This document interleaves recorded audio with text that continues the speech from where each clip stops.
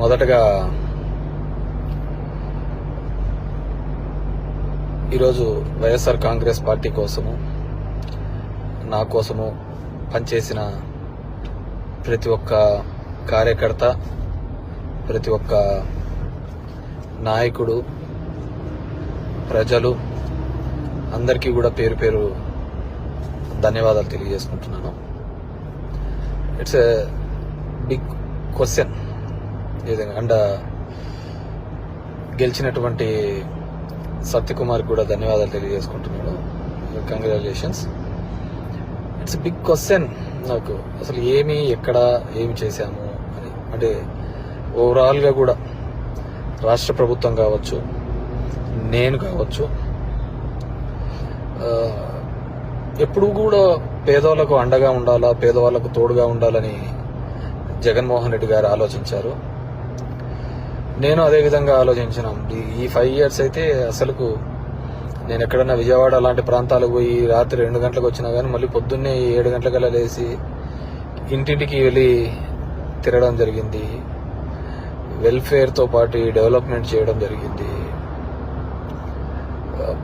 అన్నీ చేసిన. కేవలం 2 నెలల్లో వచ్చి అసలు అతను ఎవరో తెలియదు, పాడు తెలియదు. ఎక్కడైనా పోయి మామూలుగా జనరల్గా పోయి కూర్చొని నిలవన్నా కానీ ఎవరు జనాలు కనుక్కోలేరు. దీంట్లో మరి ఐ ఫీల్ రియల్లీ సాడ్, బాధ అనిపించేస్తుంది నిజంగా. ఎందుకంటే అరే ఏంది మనం ఇంత కష్టపడి, మగ్గమ్మ వాళ్ళు సూసైడ్ చేసుకుంటే ఎంటపడి భిక్షాటం చేసి డబ్బులు ఇచ్చినాము, నీళ్లు లేక అల్లాడిపోతుంటే తాగునీళ్ళు ఇచ్చినాము, రోడ్లు లేదంటే రోడ్లు ఇచ్చినాము, ఎన్ని కావాలన్నీ చేసినాము. So I feel really very bad. So నిజాయితీగా ఉంటే సరిపోదు, కేవలం అబద్ధాల మీదే బతుకుతేనే బాగుంటుందనే ఆలోచన ఉందేమో తెలియదు. కానీ మనం అది ఆడలేకపోయినాం. ప్రతిసారి కూడా ఇంటికి వచ్చిన ఎవరికే కానీ ఇబ్బంది పెట్టకూడదు, న్యాయం చేయాలనే ఒక ఆలోచన ధోరణితోనే పనిచేసుకుంటూ రావడం జరిగింది. కానీ దురదృష్టం, అదే జగన్మోహన్ రెడ్డి కూడా అంతే. మొట్టమొదటిసారి ఒక నాయకుడు పేదవాళ్ళకు మేలు జరగాలి అని ఆలోచించాడు. మేబీ సంక్షేమం ఎక్కువగా చేసి ఉండొచ్చు, ఎప్పుడు లేనంత అంత మాత్రాన అభివృద్ధి జరగలేదు అనేది మాత్రం అబద్ధమే కదా. మీ గ్రామాల్లో ఉన్న సచివాలయాలు కావచ్చు, హాస్పిటల్స్ కావచ్చు, అసలు అవినీతి లేకుండా జరగడం ఏంది? ఇంతకుముందు ఏ విధంగా ఉండేది, ఇప్పుడు ఏ విధంగా ఉండేది, వాటిని కూడా చూడలేకపోవడము దురదృష్టకరమే అనుకోవాలి. సో ఏదేమైనప్పటికీ కూడా నేను దగ్గర ఒక పోస్టల్ బ్యాలెట్తో చూసుకుంటే 2600 ఎంతతో ఓడిపోవడం జరిగింది. ధర్మవరం పట్టణంలోనే ఎప్పుడు నేను నిరంతరము ఎప్పుడు అందుబాటులోనే ఉంటాను. అయినా కానీ తెలుసు మరి ఏమి వాళ్ళకు నచ్చిందో, కొత్తగా వచ్చింది, ఏమి నన్ను ద్వేషించినారో, ఏదైనప్పటికీ కూడా ఇది ఏ రాజకీయ పార్టీకైనా ఇది ఒక గుణపాఠం లాగానే. ఎందుకంటే ఇంతకుముందు జగన్ రెడ్డి గారు ప్రెస్ మీట్లో చెప్పినట్టు అంతమందికి ఒక మేనిఫెస్టో చెప్పి ఆ మేనిఫెస్టోలో 99% చెయ్యాలి అనే ఆలోచన. ఎందుకంటే ఇంతకుముందు చెప్పిన వాళ్ళందరూ మర్చిపోయేవాళ్ళు, పక్కన పడేసేవాళ్ళు.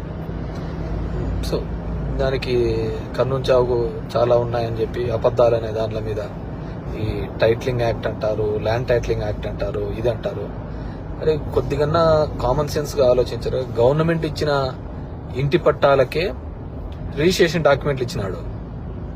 గవర్నమెంట్ ఇచ్చిన ఇంటి పట్టాలకే రిజిస్ట్రేషన్ డాక్యుమెంట్ ఇచ్చినాడు. అది కూడా మాట్లాడితే ఎట్లా? గవర్నమెంట్ ల్యాండ్లకే రిజిస్ట్రేషన్ చేపించి ఒరిజినల్ పత్రాలు ఇచ్చినాడు. మీ భూములు జగన్ రెడ్డి తీసుకుంటాడంటే ఎలా నమ్మగలిగిన? అది ఒక కారణం అయ్యింటే అది ఎలా నమ్మగలిగినారో ఏమో కానీ అర్థం కావట్లే. సో చూద్దాం. ఇప్పుడు చంద్రబాబు నాయుడు తన అనుభవంతో సంపద సృష్టించాడు. ఏ రోజు సంపద సృష్టించినాడో కూడా తెలియదు. ఆయన ఇంతవరకు ఎప్పుడు సంపద సృష్టించినది, ఎప్పుడు అప్పులు పెట్టిపోయినాడే తప్ప 14 సంవత్సరాలుగా ముఖ్యమంత్రిగా ఉన్నప్పుడు సంపద ఎప్పుడు సృష్టించారు అనమాట. సో సంపద సృష్టిస్తాడన్నాడు. ఎప్పుడు లేని విధంగా సచివాలయంలో 1,50,000 జాబ్స్ ఇప్పించడం జరిగింది. ఇవన్నీ కూడా ఇక్కడ క్యాలిక్యులేషన్లోకి రాలేదు. జనం దగ్గరికి సేవలు రావాలి. కరోనా లాంటి క్లిష్టమైన పరిస్థితుల్లో ఆ కుటుంబానికి తోడుగా ఉన్నాడు. మేబీ మనుషులంటే అలాగే ఉంటారేమో మరి తెలియదు, కానీ ఏదైనప్పటికీ కూడా నా పార్టీ కోసము నిరంతరము కష్టపడిన వైఎస్ఆర్ కాంగ్రెస్ పార్టీ కార్యకర్తలకు, నాయకులకు, నాకు ఓటు వేసి నా ప్రజలకు అందరికీ కూడా పేరు పేరున ధన్యవాదాలు. మా నాయకులకి, కార్యకర్తలకు కూడా ఒకటే చెప్పదలుచుకున్నాను. ఊర్లో చిల్లర అన్నీ కూడా చేస్తూ ఉంటారు, కానీ లెక్క ఎప్పటికీ తప్పదు. లెక్కలు ప్రతి ఒక్కరు ఉంటాయి. కాబట్టి అందరూ కూడా సమన్వయంతో ఉండండి. మనం ఎవరికే కానీ చెడుపు చేసినది లేదు, ఇది లేదు. మన గడప శత్రువు తొక్కినా ఆ శత్రువుకు మంచి చేసేది తప్ప చెడు చేయలేదు అనమాట. సరే, కొన్ని అనివార్య కారణాల వల్ల మనం ఓడిపోయి ఉండొచ్చు. ఏదైనప్పటికీ కూడా నాకు మద్దతుగా నిలబడిన అందరికీ కూడా, ప్రతి ఒక్కరికి కూడా పేరున ధన్యవాదాలు తెలియజేస్తున్నాను.